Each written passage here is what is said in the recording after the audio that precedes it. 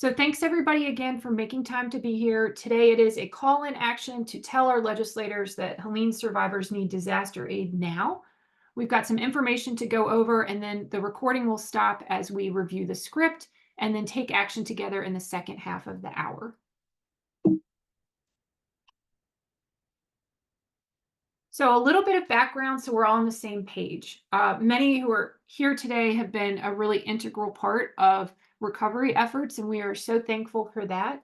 But just as a reminder, we're focused today on Hurricane Helene disaster recovery.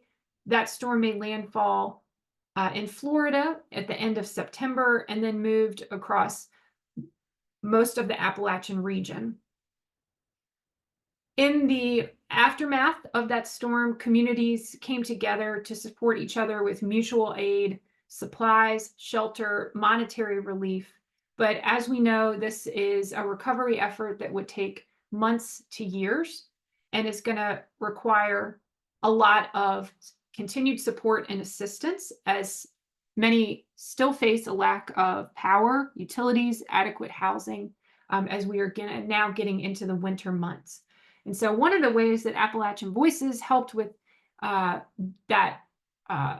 knowledge and education about recovery efforts and resources for that can be found on our main homepage, and that's appvoices.org/Helene-relief.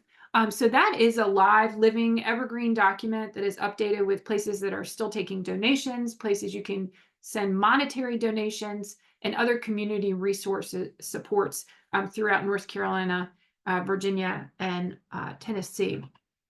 So really difficult circumstances for many who are facing a long recovery process. If we think back to what had happened right before the storm hit, Congress had not responded to the Biden administration's disaster funding request. And so there was not supplemental funding in an amount that was sufficient. And so we see supplemental disaster spending had not been approved since December of 2022. So really they were working from a deficit in terms of available resources. So in this moment, FEMA's disaster relief fund is dangerously low. And the administrator has indicated they need immediate funding before the end of the year. Now, we may recall y'all were an important part of helping to ask that Congress return from recess because y'all understand the urgency of this problem. They unfortunately did not, and we are in a position now we are asking for this funding before the end of the year. Another program that's been impacted is the Small Business Administration's recovery loan program. And as you can see in the slide, that funding ran out in mid-October. So some pretty alarming circumstances for that funding at this time. Since the storm, the White House did submit a $115 billion request to Congress. We want to recognize that Senator Thom Tillis of North Carolina has been a strong advocate for the region and did welcome the president's proposal there. I'm going to pause for a moment as our federal colleague Kevin is joining now. Give him just a moment to get situated. And Kevin, when you're ready, we are on legislative background, and pass the mic to you if you want to also introduce yourself to today's attendees. Yeah, thanks, Jess, and apologize again, everyone, for running a little late here due to some rain-inspired traffic on Amtrak here this morning.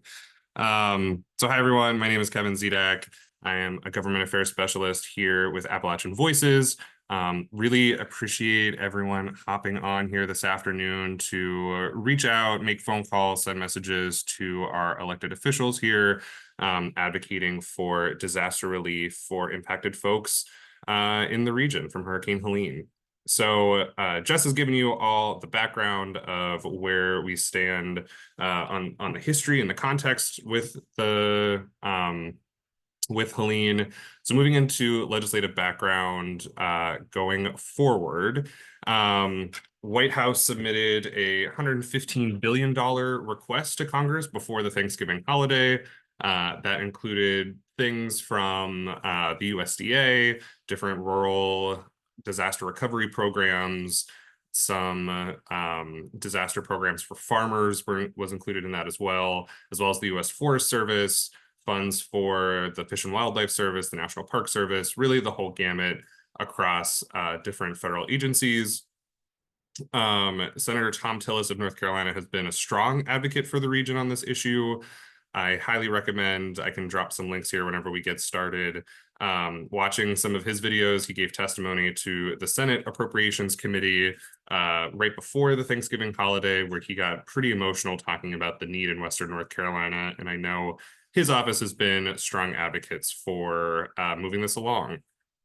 On the other side of Capitol Hill in the House Republicans have publicly expressed concern about the price tag of the bill.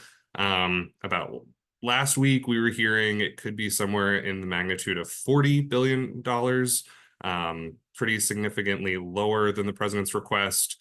As of this morning, we are hearing some good indicators that it might be marginally less than $100 billion.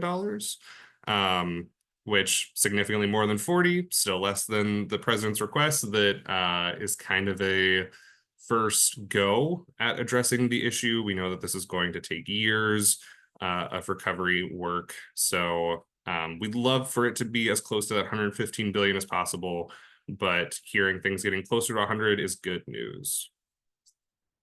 Next slide.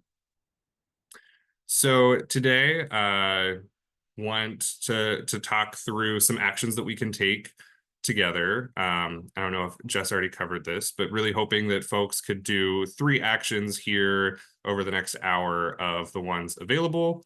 So we will talk about calling congressional leaders, writing to them through their messaging system, contacting your own senators and representatives, and amplifying our message on social media.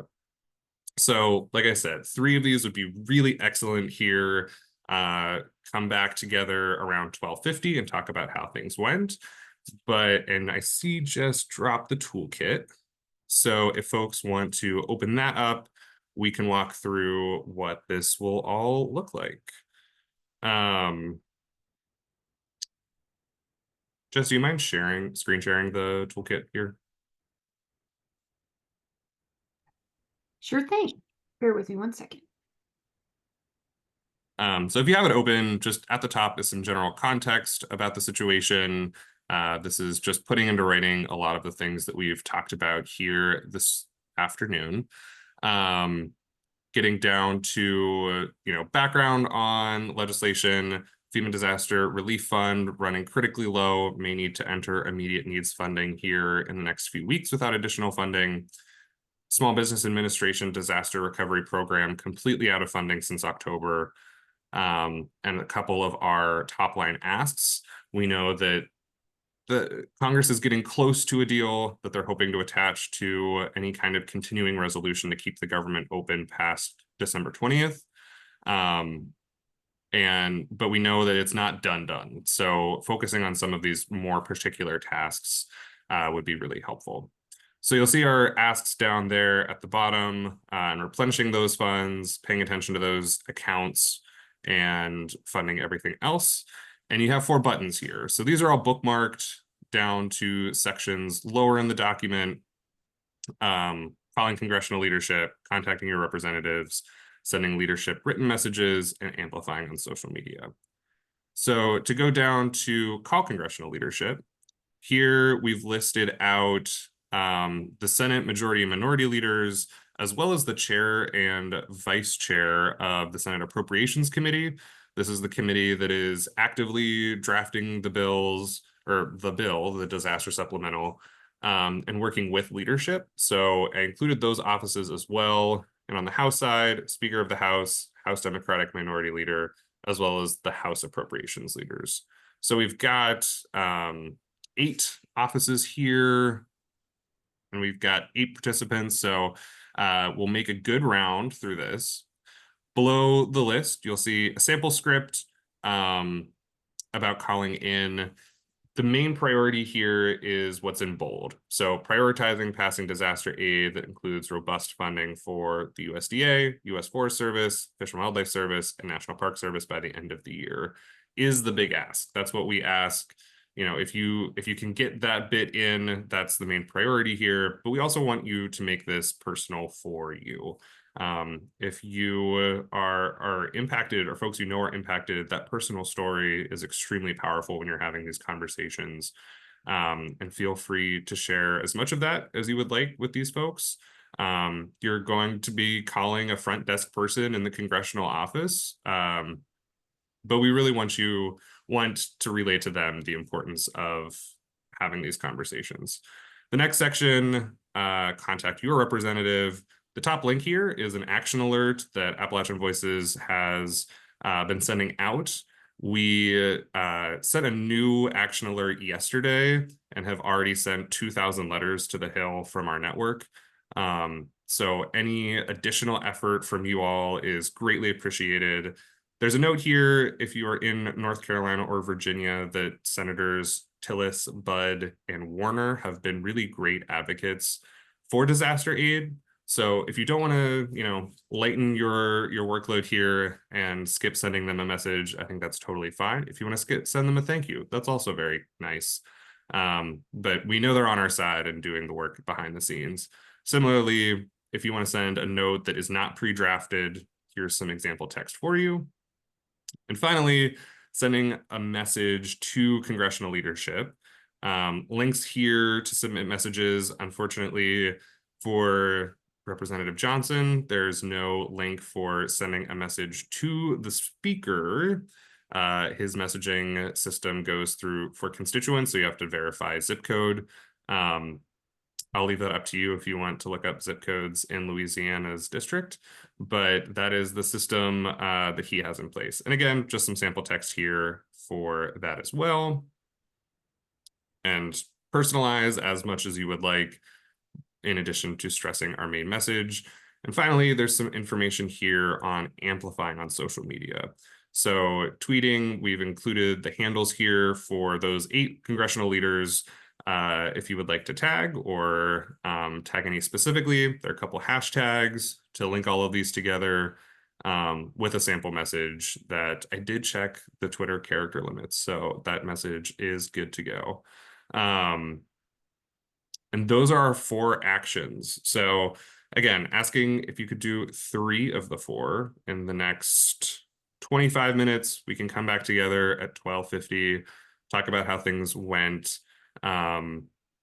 We'd love if you stay on camera, obviously mute yourselves while you're having your conversations, but drop things in the chat. Let us know how phone calls are going, any kind of feedback. Jess and I, in our conversations in organizing this, in her experience, she said very often we'll get comments about how organized is this? Who's calling?